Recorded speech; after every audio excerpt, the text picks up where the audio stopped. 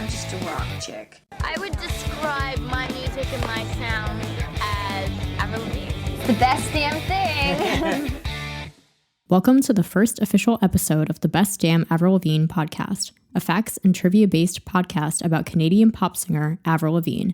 I'm your host, Andrea DiFrancesco. The first official episode of the Best Damn Avril Lavigne Podcast starts with Avril's life before she was the famous pop-punk princess we all know and love today. In this episode, we'll learn about how Avril got her start in music, as well as her early life growing up in a small town in Canada. Before I jump into my facts, I just want to kind of give a little bit of a disclosure that I think at some point I will do a whole episode with just general facts and trivia about Avril, and I don't want to repeat myself. So there's going to be, some facts and trivia about, her life and stuff growing up, but I definitely want to save some other kinds of those sorts of facts for a future episode that will be more like general facts and trivia about her. So if you think that there's like anything missing here, just know that it will probably most likely be included in a future episode. So with that, let's jump into the facts about Avril before she was famous. Avril's full birth name is Avril Ramona Lavigne. She was born on September 27, 1984 in Belleville, Ontario, Canada. She is of French-Canadian descent from her father's side and English, Scottish, and German descent from her mother's side. According to the French blog Passion Genealogy, translated as Genealogy Passion, from Avril's Wikipedia page, her paternal grandfather was Maurice Yves Lavigne, who was born in Saint-Jérôme, Quebec, and was a member of the Royal Canadian Air Force. He then married Lucie Zerbicki, a French native of Morang in France in 1953. Their son, Jean-Claude Lavigne, was born in 1954 at RCAF Station Grotesquin, near Grotesquin, Lorraine, France. When Jean-Claude was a child, the family moved to Ontario, Canada, and in 1975, he married Judith Rosanne Judy Lashaw. Jean-Claude, who is called John, and Judith, who is called Judy, are Avril's parents. She has an older brother, Matt, who is older by 2 years, and younger sister, Michelle, who is younger by 3 years. At the age of 5, her family moved to the small town of Napanee, which had a population of only 5,000 people at the time, and they lived on Angus Drive, which inspired the title of her first EP, released on January 5th, 2003. She began singing at the age of 2 when she came home from church, singing Jesus Loves Me. At that point, her mom knew Avril would be a singer. She began performing at the age of 7, singing in church, school, and local fairs and singing contests. She sang her first solo at age 10 at a Christmas cantata, singing the gospel hymn Near to the Heart of God. You can actually find a video on YouTube of this performance. As a child, she took piano lessons for 2 years and taught herself guitar at around age 10 or 12. Avril herself has actually said different ages in different interviews. She also learned how to play the drums as a child, and the first chord she learned to play on the guitar was G. As a teen, Avril's father turned their basement into a music studio with a guitar, bass, keyboard, drums, and microphone so Avril could practice daily. He would also purchase karaoke tapes of the latest country songs so Avril could practice or perform to them. Her father was also a lover of music and played bass at Third Day Worship Center in Kingston, Ontario. Avril also participated in community theater as a child, once playing the role of Sally Brown in You're a Good Man, Charlie Brown. When she was 14 years old, she auditioned for a no-budget production called Discovering Emma, a video of which can be found on YouTube. Before discovering the rock and pop-punk music she would later be known for, Avril initially listened to country and gospel music since that was all her parents would allow her to listen to. Her early influences included the Chicks, formerly known as the Dixie Chicks, the Beach Boys, Shania Twain, and the Beatles.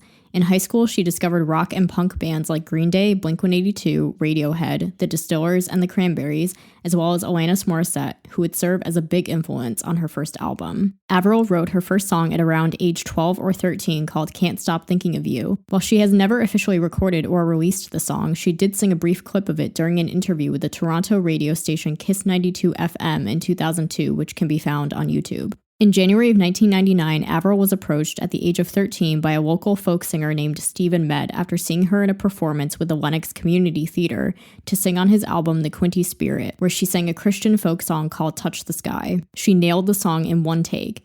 She also sang backup vocals on another song called The Quinty Spirit. She sang 2 more gospel-inspired songs for his 2000 album My Window to You called Temple of Life and Two Rivers.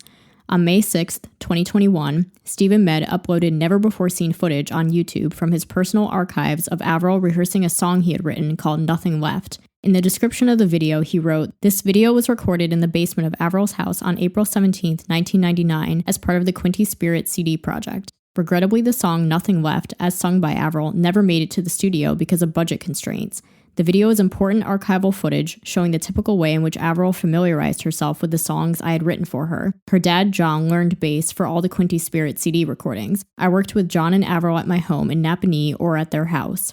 After securing a few professional recordings under her belt by the age of 14, Avril entered a local radio contest to sing on stage with Canadian country star Shania Twain. Entrants had to submit a recording singing Shania's song What Made You Say That. Avril's last-minute submission was chosen as the winner to perform the song with Shania in front of 20,000 people at the Corel Center in Ottawa. Avril told the audience and Shania that she wanted to be a famous singer, and a few years later, Avril ended up playing a sold-out concert in the same arena. Avril's mom once mentioned that Avril went through a brief phase where she no longer enjoyed singing. It was the Shania Twain contest that re-inspired Avril to do music again. When Avril was 15, she was discovered by her first manager, Cliff Fabry, while singing country covers in a Chapters bookstore in Kingston, Ontario in December 1999. Footage of Avril's performance can be found on YouTube. Fabry sent out VHS tapes of Avril performing in her parents' basement to several industry prospects, and she was visited by several executives. Mark Jowett, co-founder of a Canadian management firm Network, received a copy of Avril's tapes and arranged for her to work with producer Peter Zizzo during the summer of 2000 in New York, where they wrote her first professional song called Why. In November 2000, Ken Krongard, an A&R representative, invited Antonio L.A. Reid, the head of Arista Records, to Peter Zizzo's Manhattan studio to hear Avril sing. So at this point of her career, the story of how things unfolded starts to get kind of wonky because there are different versions of events that were told, both by Avril herself as well as Cliff Fabry and L.A. Reid. And in all honesty, it could probably be its own episode. But the following is the story Avril has always told in interviews about how she got a record deal. She sat on a stool and sang 3 songs during her 15-minute audition, including Why and 2 other unknown country songs. L.A. Reid was so impressed that he immediately signed her on the spot to a 2-album record deal with Arista worth $1.25 million, plus an extra $900,000 for a publishing advance, totaling over $2 million. She officially signed the contract in November 2000, shortly after turning 16 years old. She then dropped out of high school in order to work on her debut album. She was supposed to have continued her education on the road, but didn't. Avril was put up in a Manhattan apartment along with Cliff Fabry and her brother Matt, who served as a chaperone and got extra school credit for doing so. The story Avril has always told is that L.A. Reid came to hear Avril sing a few days into her trip to New York, but other sources have claimed L.A. Reid visited her on a separate trip. This would appear to line up with the events previously mentioned, where Avril first went to New York in the summer of 2000, then returned in November when Ken Krongard invited L.A. Reid to hear Avril sing. Both Avril and L.A. Reid have said how L.A. was in a bad mood before hearing Avril sing, but then immediately changed his mood after her audition. Avril's band was chosen by Network and were mostly members of the Canadian punk rock band Closet Monster. They wanted young performers who were up and coming from the Canadian punk rock scene who would fit with Avril's personality. Evan Taubenfeld, the only American member of Avril's band, was approached by an A&R person to audition. Now, here's the version of events as told by Cliff Fabry, Avril's first manager.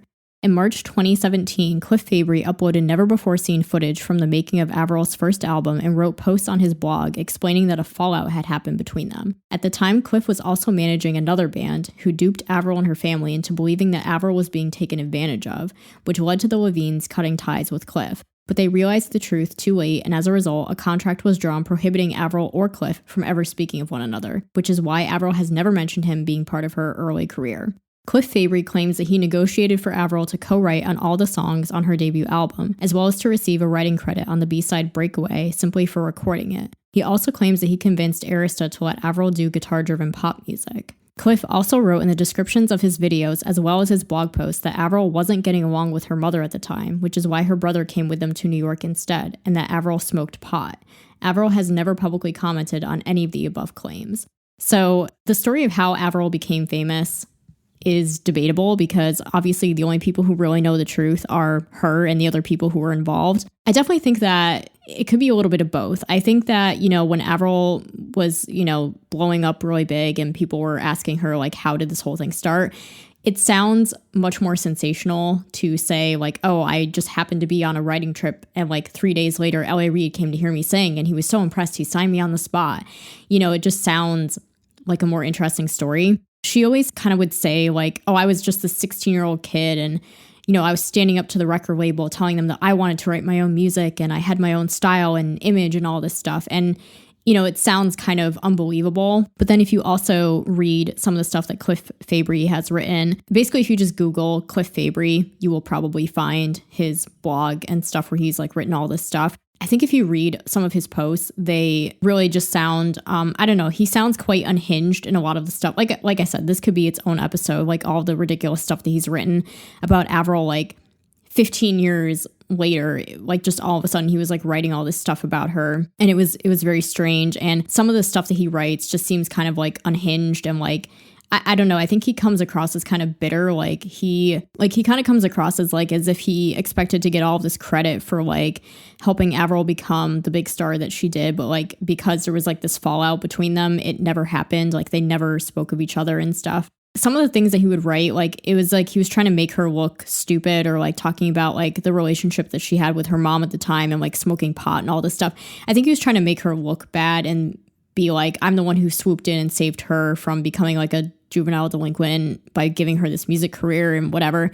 So I don't know. I think the truth is kind of somewhere in between, as it usually is. Like there's, two sides to every story and the truth is usually somewhere in between. I think that it is true that Cliff probably did a lot of the negotiating for Avril to get like the type of record deal that she got, like to get something that good for being an unknown artist and to be able to write on every song and to be able to like do the type of music that she wanted and dress the way that she wanted and all that kind of stuff. But, I also think that some of what he's written could probably be taken with a grain of salt because, no one really knows the exact truth except the people involved. So I just think that it's a really interesting thing to kind of like analyze because like there's been different versions told. Like as I said in the beginning, there's been different versions told by, Avril, LA, Cliff. So I just thought it would be kind of interesting to mention here because this is kind of the whole point of this podcast. So some other interesting facts about Avril before she was famous. Before she became famous, her mother made her attend a Britney Spears concert so she could see other people perform. So this is especially interesting because when Avril first came out on the scene, she was I don't think she herself was the anti-Britney, but the media kind of stuck that label on her. And she was always very about like, oh, I love rock music. Like she was trying to kind of get like cred in the rock industry and stuff, and saying that she had ever seen Britney Spears perform would have definitely like deterred from that. It's unclear exactly when this would have been, but it probably was sometime before Avril got her own record deal. So this would have been like 1999, 2000, which was Britney's like Baby One More Time, Oops, I Did It Again era. So I could sort of see that happening because Britney was a little bit more like innocent back then. It was like before the I'm a Slave for You kind of era. But it's just kind of funny that Avril attended a Britney concert and then there was all this like anti-Britney rhetoric surrounding Avril when she was starting her own career. As a child, Avril was often bullied in school and would get into fights with the other kids. She was eventually transferred to a Christian school. For high school, she attended Napanee District Secondary School, which has a photo of Avril hanging in the hallway. Avril began skateboarding while bored at her family's cottage during the summer between 10th and 11th grade. Though Avril has said she had friends from all different groups in school, she hung mostly with the skaters, an image that would carry over to her debut album. Her favorite subjects in school were music, drama, and physical education. And the last interesting fact that I have about Avril before she was famous is that she took a class in school for classical guitar and received a failing grade of 48. So that's particularly kind of funny just because obviously later on she would go on to have a career in music and part of what she does is play guitar. That wraps up this edition of the Best Damn Avril Lavigne podcast. If you want to learn even more interesting facts about Avril, look for a future edition of this podcast where I'll discuss general facts and trivia about the pop punk queen herself. Don't forget to subscribe on your favorite podcast platform so you never miss an episode. If you enjoyed this episode, tune in next week for episode 2, which will cover facts and trivia all about Avril's debut album, Let Go. Do you know which song made the final cut of the album first, or which song was almost turned into a movie? Find out next time on the Best Damn Avril Lavigne podcast. The Best Damn Avril Lavigne podcast is hosted, produced, and edited by Andrea DiFrancesco. Theme music is HD and Lights by J. Powell Flicks. Follow the latest podcast news on Instagram at bestdamnavrilpod or email bestdamnavrilpod@yahoo.com.